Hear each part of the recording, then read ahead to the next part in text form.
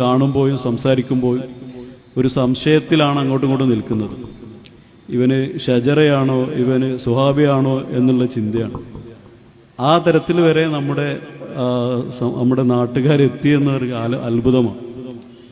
ഇങ്ങനെ പുതിയ തലമുറയ്ക്ക് കുട്ടികൾക്ക് സുഹാബി എന്താണ് ഷജറ എന്താണെന്ന് അറിയാം. ഇതൊരു പുതിയൊരു ട്രെൻഡായി മാറിയിരിക്കുകയാണ്. സുഹാബി ആയാലും കുഴപ്പമില്ല, ഷജറ ആയാലും കുഴപ്പമില്ല, സമസ്തന്റെ കീഴിൽ നിൽക്കുമ്പോൾ സമസ്തയായിട്ട് അടിയുറച്ച് ആശയാദർശത്തിൽ നിലനിൽക്കാൻ സാധിക്കണം. അതിൽ നിന്ന് മാറ്റങ്ങൾ അല്ലെങ്കിൽ നമ്മൾ വ്യതിരിച്ച് പോയി കഴിഞ്ഞാൽ അത് വലിയൊരു പരാജയത്തിലേക്ക് പോവും.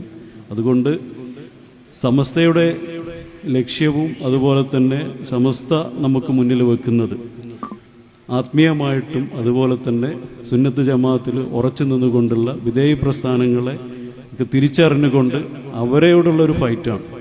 അപ്പം അങ്ങനെയുള്ളതിനൊക്കെ എതിർത്തുകൊണ്ടും അതുപോലെ തന്നെ അവരൊക്കെ മുന്നേറിക്കൊണ്ടുമാണ് നമ്മൾ പോവേണ്ടത്. അപ്പം നമ്മൾ ഷജറ എന്നുമില്ല, അതുപോലെ തന്നെ സ്വഹാബി എന്നുള്ള സംഭവമൊന്നുമില്ല. നമ്മൾ 100% എല്ലാവരും സമസ്തയാവാൻ ശ്രമിക്കുക. ആത്മീയമായിട്ട് നമുക്ക് അള്ളാഹുവിലേക്ക് നമ്മുടെ വിജയിക്കാനുള്ള വിജയപാത അത് സമസ്ത മാത്രമാണ്, അത് സുന്നത്ത് ജമാഅത്താണ്. അതിൽ അടിയുറച്ച് നമ്മൾ നിൽക്കേണ്ടതുണ്ട്.